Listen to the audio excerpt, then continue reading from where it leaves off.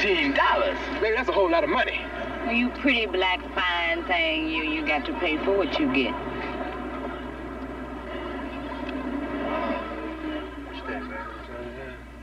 Yeah.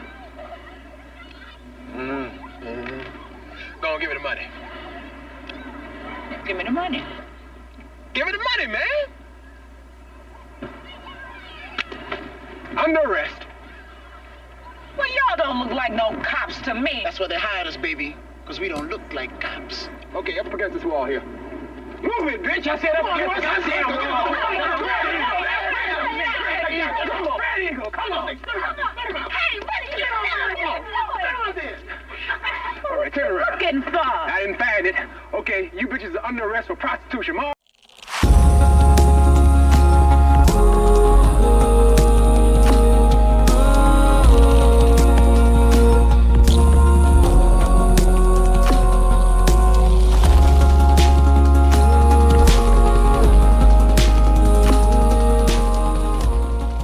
Welcome back, everybody, to the Movie Buffer, and we're doing a review and analysis on Cooley High. Cooley High is a 1975 American independent coming-of-age comedy drama film that follows the narrative of two high school seniors and best friends, Leroy Preach Jackson, played by Glynn Turman, and Richard Cochise Morris, played by Lawrence Hilton-Jacobs. Written by Eric Monte and directed by Michael Schultz, the film, primarily set in Chicago, was a major hit at the box office, grossing over $13 million.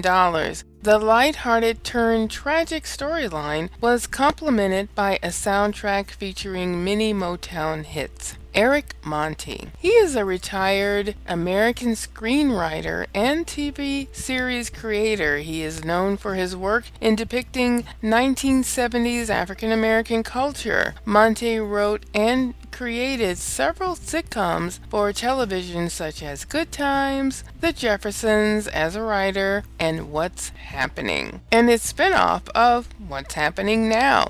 Michael Schultz has directed many movies. The classics for him are Cooley High, 1975, Car Wash, 1976, Greased Lightning, 1977, Which Way Is Up, 1977, and Sgt. Pepper's Lonely Hearts Club Band in 1978, Scavenger Hunt in 1979, Carbon Copy in 1981, The Jerk 2 in 1984, The Last Dragon, ultimate classic, in 1985, Crush Groove in 1985, and Woman, Thou Art Loosed in 2004. In a 40th year retrospective by NPR in 2015, Cooley High was called a classic of black cinema and a touchstone for filmmakers like John Singleton and Spike Lee.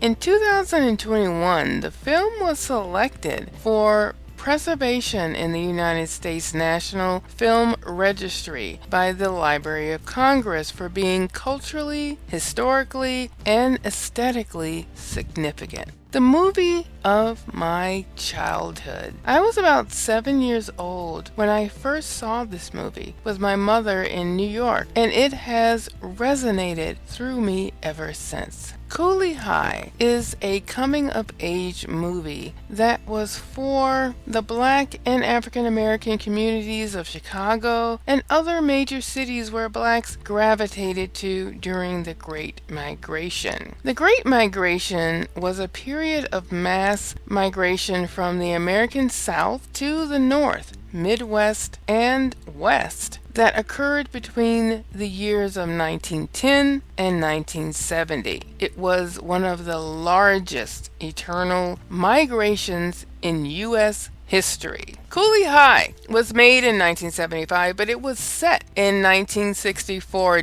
This gives a great insight on the everyday lives of young Black Americans trying to make their way out of high school and into their adult life. Okay, my review. The first thing about this movie that you will come away with is the amazing soundtrack. The entire soundtrack was Motown. It is beautiful, it is classic, and it is a feast for the ears and eyes. From the beginning, we get a tour of the skyline of Chicago. This allows the city to be featured as a character in the movie. The cityscape draws you in, and you get a feel of the environment you are about to experience. Now, beyond this point will be spoilers of the movie. So if you have not seen Cooley High, please stop, go watch it, and come back. Otherwise, we shall continue. The movie starts out where we see Cochise running in his Letterman jacket on a Friday morning to get his best friend Preach out of bed to go to school. The film pans across the Cabrini Green projects, which has been featured in many movies and TV, such as Good Times and the movie Candyman. But Preach lives in a house across the street. If you are interested in learning more about Cabrini Green projects, please check out the podcast, The Last Days of Cabrini Green, by Ben Austin and Harrison David Rivers. It is available on Audible. I listened to it. It is so good, chock full, great information, things I hadn't actually heard of. Check it out because Cabrini Green was a historical and classic time of life and the most classic urban projects in America. The story starts out simple and playful, showing our cast of them in high school class, in the bathroom shooting dice, and basically just goofing off like teenagers do, no matter the time period. They sneak out of school where their fun antics begin.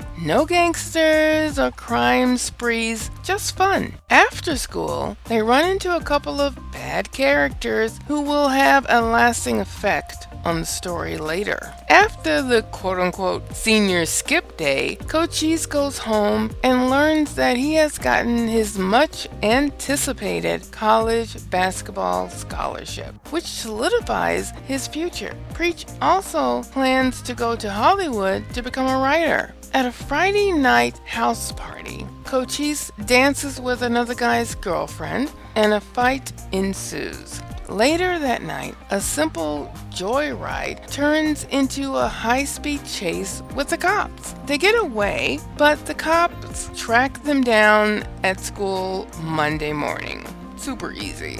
Barely an inconvenience. They are arrested, but a caring teacher gets them off. However, the other two guys in the car were left in jail, which makes them think they were ratted out. The reason they were left in jail is because they had criminal priors and warrants. Of course, all of the high school antics start to take a turn when the two hoods who finally get out of jail blame Preach primarily and Cochise by proxy for ratting them out. So the pursuit begins, very similar to the fatal chase of Ricky in Boys in the Hood, only without the guns. Preach gets away, poor Cochise is caught and beaten up, dying after hitting his head on a metal barrier. Preach finds him, but it's too late. It was a horribly sad scene, which cuts to the graveside service where we hear the song by J.C. Cameron in 1975, It's Hard to Say Goodbye to Yesterday, which was a remake by Boyz II Men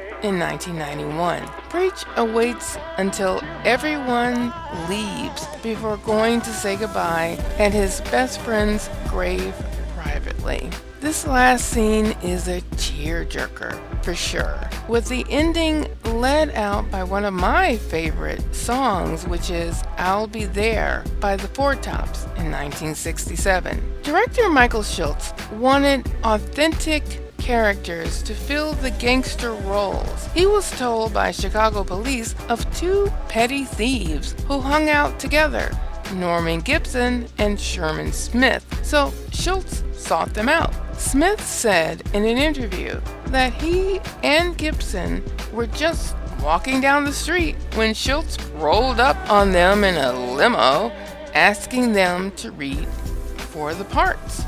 Norman Gibson was shot to death just 1 year and 3 months after the movie was released. This occurred in his Chicago neighborhood, where he reportedly was robbed by other stick-up men during a dice game.